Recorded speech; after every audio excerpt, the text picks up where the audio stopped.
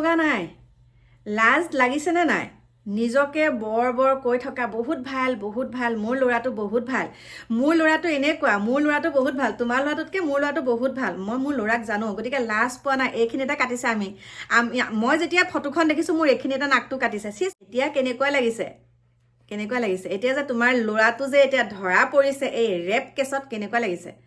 তাকো 400-500 টকাৰ বিনিময়ত মহিলাসকলক, যুৱতীসকলক নি পেলাই বেয়া কামত মন্দিৰৰ চৌহদত লিপ্ত কৰাইছে। এতিয়া তোৰ কেনেকুৱা লাগিছে? মই তই বুলি কৈছোঁ, কাৰণ তই বহুত বৰ কথা কৈছিলি। এতিয়া লাজ লগা নাই? দেখুৱাই আছোঁ তোৰ পুতেৰক এতিয়া মই। বন্ধু বান্ধৱীসকল, এফালে যাবলৈ ওলাইছোঁ, কিন্তু পটককৈ আপোনালোকৰ ওচৰলৈ আহিছোঁ বিশেষ এটা কথাৰ কাৰণে। কি বুলি আৰম্ভ কৰিম কথাটো, মানে কি বুলি আপোনালোকক ক'ম, সেইটো মই একো বিচাৰি পোৱা নাইকিয়া। কথাটো হৈছে 4-5জনমান যুৱক, আৰু বয়স হৈছে 17, 18, 19, 20, একদম ক্ৰমান্বয়ে গৈছে। আৰু কি কৰিছে, আমি সকলোৱে ভাবোঁ যে জানুৱাৰী মাহ আহিলে মানে ডিচেম্বৰৰ লাষ্টত, মানে ডিচেম্বৰৰ মাহৰ পৰা আমি কি কৰোঁ, অকণমান নিজকে সময় উলিয়াই আমি ঘৰৰ পৰিয়ালৰ সৈতে আমি পিকনিক খাবলৈ যাওঁ, হয়নে? আৰু পিকনিক খাবলৈ যাওঁতে আমি কি হয়, কেতিয়াবা আমাৰ পিকনিকৰ নামত আমাৰ বয়োজ্যেষ্ঠসকলে কয় আমাক আমুক ভাগ মন্দিৰলৈকে আমাক লৈ যাচোন, সেই মন্দিৰভাগ দৰ্শন কৰিবলৈ বহুত মন গৈ আছে। কিন্তু এতিয়া মই আপোনালোকক ক'ম, এতিয়াতো মন্দিৰো দৰ্শন কৰিব নোৱাৰা হ'লোঁ। আমি বয়োজ্যেষ্ঠসকলক লৈ পেলাই আমি মন্দিৰলৈ যাব নোৱাৰা হ'লোঁ। কাৰণ কিয় গম পাইছেনে নাই? এতিয়া আমাৰ ওচৰতে এনেকুৱা এটা ঘটনা হৈ গ'ল।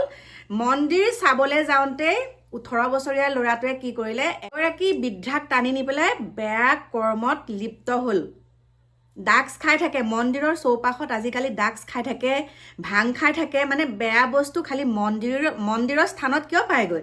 বেয়া বস্তু খাবলৈ একদম মন্দিৰৰ স্থান বিচাৰি পায়গৈ, মানে বেয়া বস্তু খাবলৈ তেওঁলোকে বেলেগ জেগাত নাযায়, এই মন্দিৰ স্থানত যায়, মন্দিৰলৈ যায়।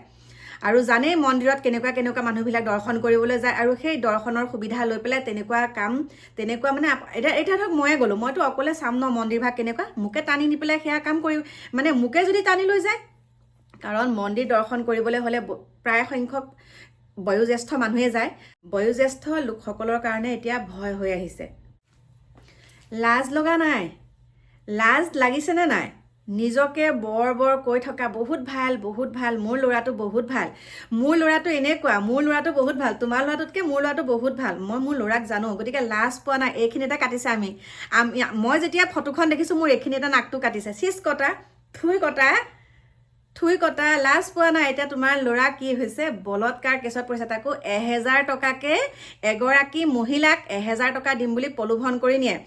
এজনী ছোৱালীক 500 টকা এটাৰ বিনিময়ত ৰাস্তাই ঘাটে ঘূৰি ফুৰা ল'ৰা ছোৱালীকো মানে কি কৰে, ছোৱালীবিলাক যেন যায় ৰাস্তাত কণ্টেক্ট কৰে। আৰু যোনসকলৰ ছোৱালী হওক, যোনসকলৰ ল'ৰাৰ কথা মই কৈছোঁ, আপোনালোক সকলোৰে কথা কোৱা নাই, যোনসকলে আমাৰ পৰিচিত আৰু সেইসকলে কয় মোৰ ছোৱালীজনী বহুত ভাল, মোৰ ল'ৰাটো বহুত ভাল, একদম গুৱাহাটীত পঢ়াইছে, গুৱাহাটীত ল'ৰা ছোৱালীক পঢ়াইছে বহুত ভাল। কিন্তু গুৱাহাটীত একাংশৰ কথা কৈছোঁ, গুৱাহাটীত পঢ়িবলৈ যোৱা ল'ৰা ছোৱালীয়ে এতিয়া কি কামত লিপ্ত হৈছে, তাকো বয়স কিমান, 17, 18, 20ৰ ভিতৰত।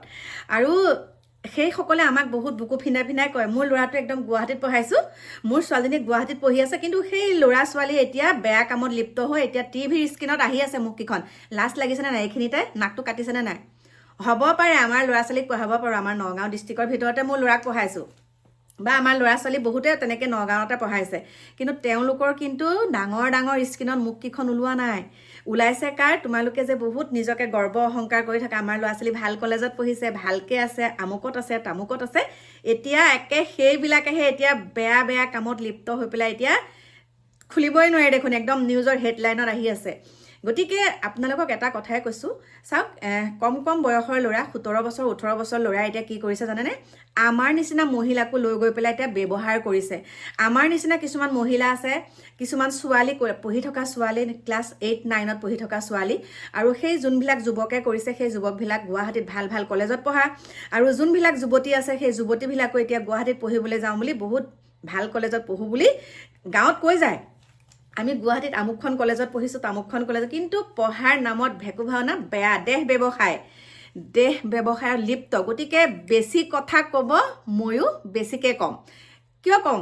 কিয় ক'বলৈ লাজ কৰিম বহুতে কৈ থাকে মুছলমানসকলে এনেকুৱা কৰে মুছলমানসকলে বলৎকাৰ কৰে কিন্তু এতিয়া যে এই 14জন যুৱক গোটেই যুৱককেইজন দেখোন অসমীয়া মুছলমানৰ মানে পিছফালে হানি খুচি লাভ নাই মুছলমানৰ লগত যদি কাজিয়া কৰিবলৈ মন আছে সন্মুখে কৰিব লাগে আমাৰ এই অসম দেশত আমাৰ ভাৰতবৰ্ষৰ কথাই কৈছোঁ আমি হৈছোঁ আমাৰ কোনো জাতি ভেদ নাই আমি সকলোৰে লগতে মকামিলাকে থাকিব লাগিব এনেকুৱা কথা কিছুমানৰ এনেকুৱা দেখোঁ এই কামটো মুছলমানে কৰিছে এজন ক'ৰবাত মুছলমানৰ সকলৰ মানে মুছলমানে যদি কামটো কৰে তেতিয়া একদম সকলো দল সংগঠন মুছলমানে কামটো কৰিলে সকলোৱে লাগি ভাগি মুছলমান খেদিব লাগে আমুক তামুক কিন্তু এতিয়া যে এই অসমীয়া যুৱককেইজনে যে ইমান ঘৃণনীয় কাম কৰিছে 1000 টকাকে যে নি পেলাই 1000 টকাৰ বিনিময়ত যে মহিলাসকলক যুৱতীসকলক এতিয়া যে বেয়া কামত লিপ্ত কৰিছে মানে মন্দিৰৰ চৌহদত হওক গুদাম ঘৰত হওক কৰবাত হওক এতিয়া সেই অসমীয়া যুৱককেইজনৰ ওপৰত আপোনালোকে কি মাত মাতিব